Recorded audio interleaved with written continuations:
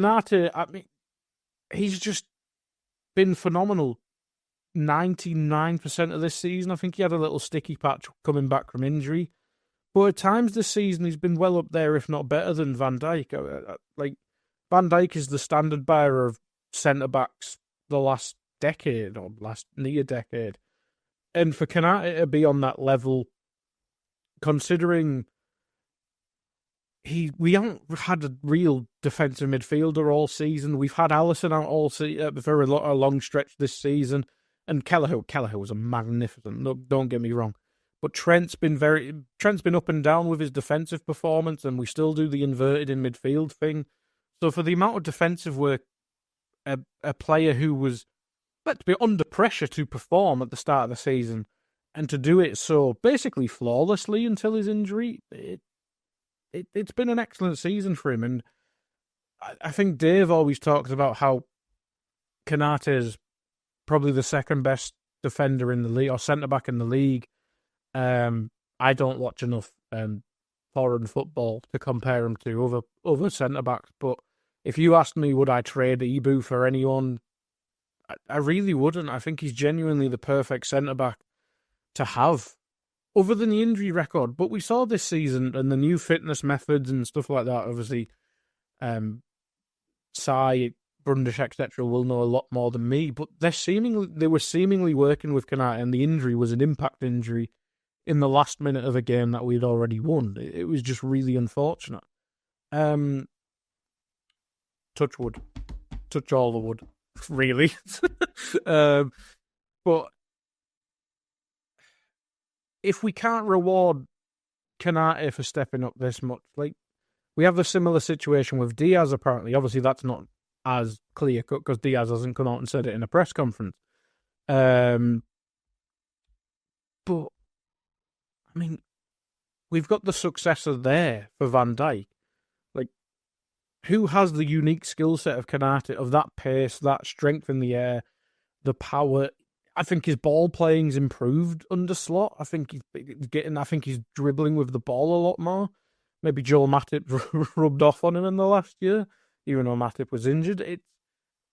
I think he's improving massively. I think genuinely, if it wasn't for the hype around Saliba, I think this lad would get so much more recognition. Maybe it's the fact that he is playing next to Van Dijk doesn't help him in that regard, but I think Ibu's a sensation. I think he's a phenomenon. Wouldn't trade him for anyone, even with the injuries. I think when he's fit, and up to speed, I think he's unmatched. Like, genuinely, I think if you had 38 games of the best of Van Dijk and 38 games of the best of Konate, I don't think there's that much of a difference. I think the best of Konate can match best in the world centre-back levels. I think there's certain things Van Dijk's better at. I think ball playing, especially the long diagonal passes, etc., maybe a bit better on the ball. But they're both dominant. And Konate is faster nowadays, albeit we don't really know because Van Dijk like running. But I believe Konate is faster. He's probably better at covering the wide areas than Van Dijk. Like, I think they're the perfect combination together. And hopefully Van Dijk gets sorted. And then if Van Dijk gets sorted, Ibu might hesitate less to sign a contract. But if the reports are right, he clearly wants to stay. We just got to reward him. I have no idea what Konate is on. I imagine, is he on his first contract still? He probably is. When did he sign? 2021? Yeah, he will be.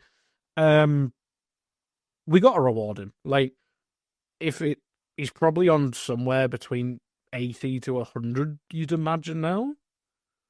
I mean, if he wants anywhere from like 150 to, I don't know, 180, I think you just got to do it. You've got to do it. And if it's less than that, I'd be shaking my head at the decision makers at the club. What the hell are you doing? He's worth the money. He's worth the money. I think he could potentially be a one-of-one centre-back. And you've got to just reward him. But that's really good news. I mean, we were obviously in this mess with the free contract situation. I think out of next summer, I think it's is it Kelleher, Konate, and someone else. and I can't remember. I will check. Liverpool contracts. Didn't realise Yaros was out of contract this summer as well. Probably need to sort him as well. So the season that the summer after the next one, it's Konate, Robertson, Kelleher.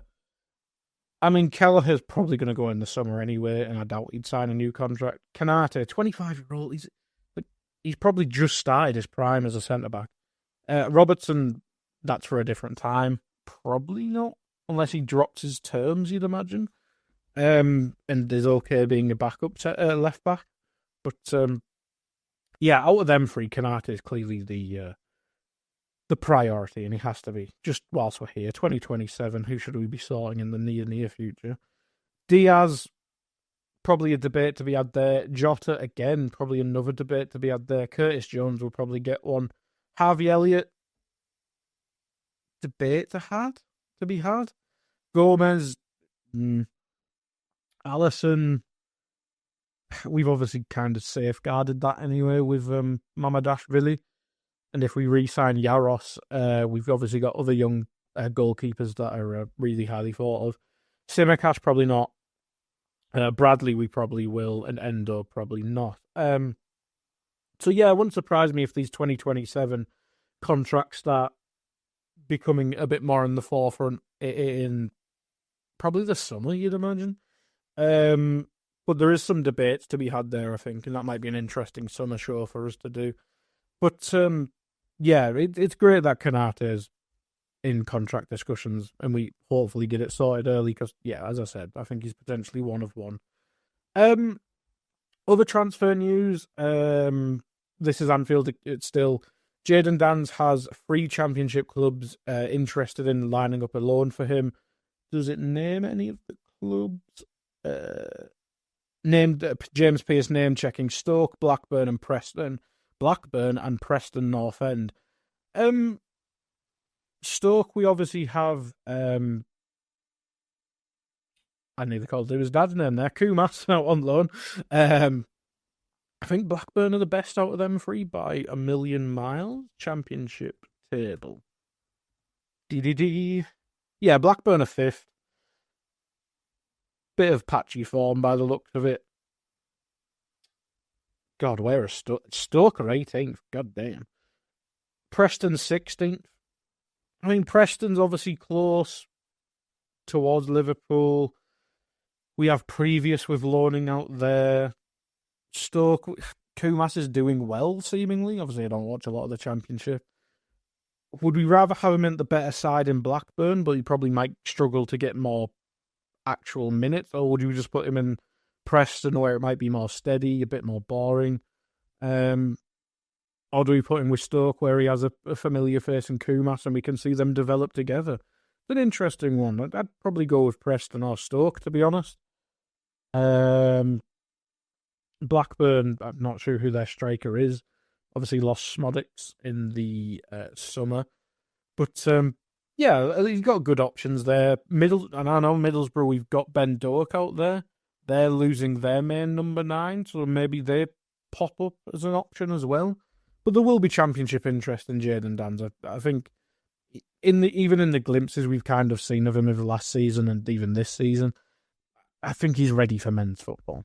I think he's really ready for men's football.